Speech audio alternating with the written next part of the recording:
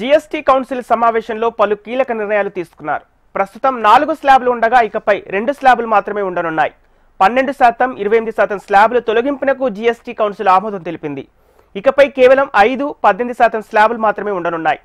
ఢిల్లీలో జరిగిన GST council సమావేశం దేశ ఆర్థిక చరిత్రలో ఒక ముఖ్యమైన ఘట్టంగా నిలిచిపోయింది. ఆర్థిక మంత్రి నిర్మలా సీతారామన్ అధ్యక్షతన జరిగిన ఈ సమావేశంలో సుదీర్ఘ చర్చల అనంతరం కొన్ని కీలక నిర్ణయాలు తీసుకున్నారు.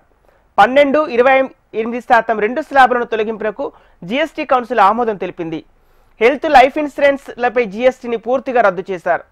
అదేవిధంగా లగ్జరీ వస్తువులపై 40% పన్ను విధించేందుకు జీఎస్టీ కౌన్సిల్ గ్రీన్ సిగ్నల్ ఇచ్చింది.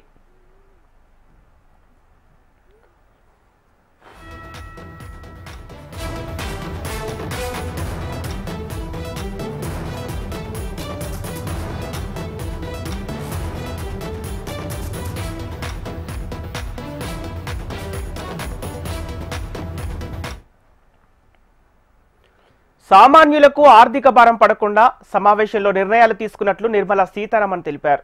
పేద ప్రజలు వాడే వస్తువులపై జీఎస్టీ బాగా తగ్గించామన్నారు. వ్యవసాయం, వైద్య రంగాలకు ఊరట కలిగించే నిర్ణయాలను ఆమోదం తెలిపినట్లు చెప్పారు. నెక్స్ట్ జనరేషన్ సంస్కరణలకు ప్రధాని మోదీ శ్రీకారం చుట్టారని వ్యాఖ్యానించారు. ఈ నెల 22 నుంచి కొత్త జీఎస్టీ విధానం అమల్లోకి రానుంది.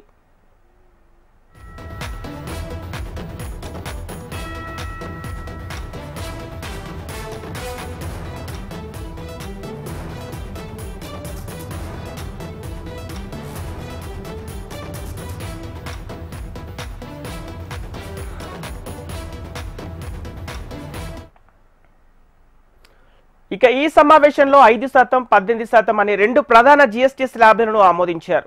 దీంతో పాటు ప్రస్తుతం ఉన్న 12%, 28% స్లాబ్లను పూర్తిగా తొలగించారు. ఈ మార్పుల ద్వారా పన్ను వ్యవస్థను మరింత సరళీకృతం చేయాలని ప్రభుత్వం లక్ష్యంగా పెట్టుకుంది. 12 స్లాబ్లలో ఉన్న దాదాపు 99% వస్తువులను 5% స్లాబ్కు మార్చారు. 28% స్లాబ్లో ఉన్న చాలా వస్తువులను 18% స్లాబ్కు మార్చారు. అంతేకాకుండా కొత్తగా 40% స్లాబ్ తీసుకొచ్చారు. పాన్ మసాలా, పొగాకు వంటి హానికర వస్తువులు, లగ్జరీ కార్ల వంటి వాటిపై 40% పన్ను అమలు చేయనున్నారు.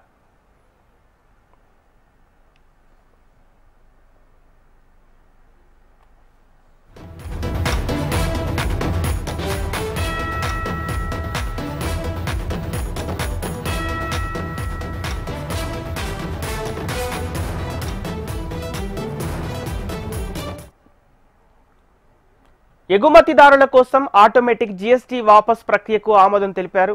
ఎగుమతిదారుల రిజిస్ట్రేషన్ సమయాన్ని 1 నెల నుండి కేవలం 3 రోజులకు తగ్గించారు. 2,500 వరకు విలువైన వస్త్రాలు, పాదరక్షకులపై జీఎస్టీని 5%కి తగ్గించారు.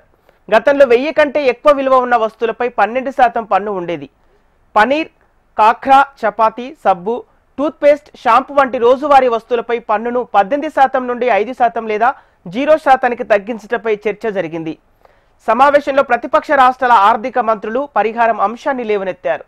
జీఎస్టీ అమలు వల్ల రాష్ట్రాలకు జరిగే ఆర్థిక నష్టాన్ని భర్తీ చేయకపోతే పన్ను రేట్లలో మార్పులకు సమ్మతి ఇవ్వబోమని అన్నారు.